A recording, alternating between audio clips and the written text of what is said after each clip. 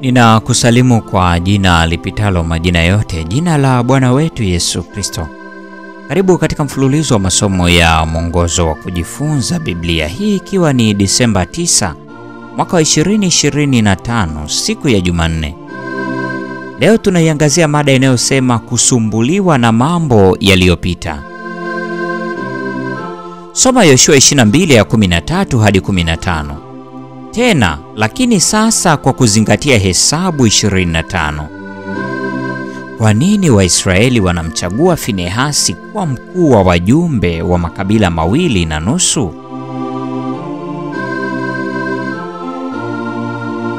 Kabla ya kutambua kikamilifu uvumi wa kile kinachoweza kuonwa kuwa ni tangazo la uhuru, yale makabila 9.5 yaliyoitwa mara mbili kuwa wana wa Israeli yanatuma wajumbe ili kufafanua kusudio la maana ya madhabahu.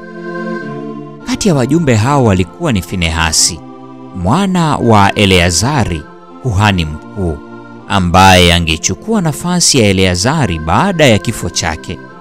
Yoshua 24:33. Finehasi akawa amepata kuonekana akiwa kama kuhani aliyekomesha ufisadi wa Israeli katika Baal Peori. Hesabu 25.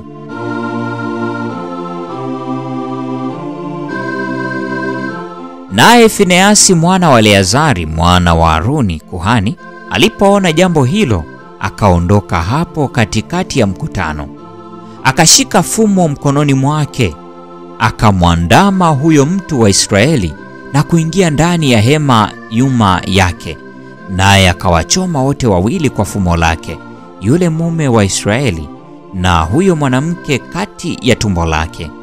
Basi pigo likazuiwa kwao wana wa Israeli. Hesabu 25 aya 7 na ya 8. Bila shaka Finehasi alikuwa na mvuto fulani. Wajumbe wengine walikuwa wawakilishi wa makabila 9.5 magharibi ya Yordani, kila mmoja akiwa kichwa cha familia ya kikabila, yaani kihalisi kichwa cha nyumba ya baba yake ndani ya koo za Israeli.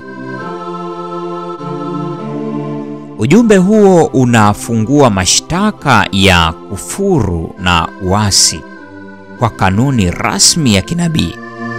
Hivyo ndivyo asemavyo. Tofauti hapa ni kwamba si Bwana anayesema, bali ni mkutano wote wa Bwana. Yoshua 22:16. Wanaanzisha shtaka kwamba Israeli walitenda kosa, usaliti na uasi. Neno kosa ni neno lile lile la Kiebrania ambalo linatumiwa kufafanua dhambi ya Akan, Yoshua sura ya 7 aya ya 1.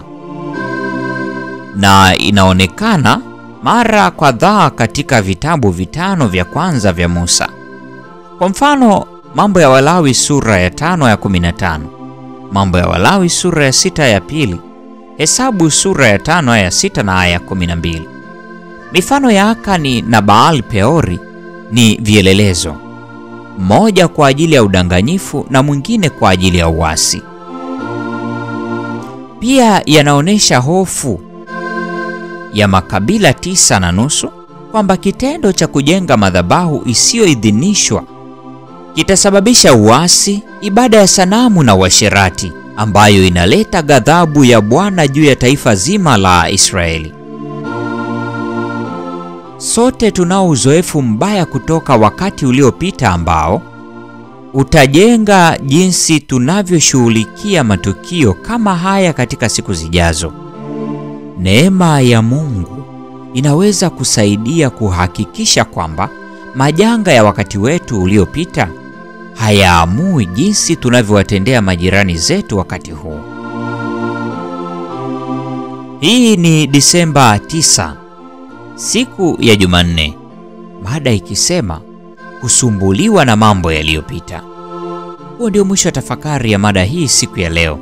Neema ya Bwana wetu Yesu Kristo, pendo la Mungu na ushirika wa Roho Mtakatifu nasi sasa na hata milele. Amina.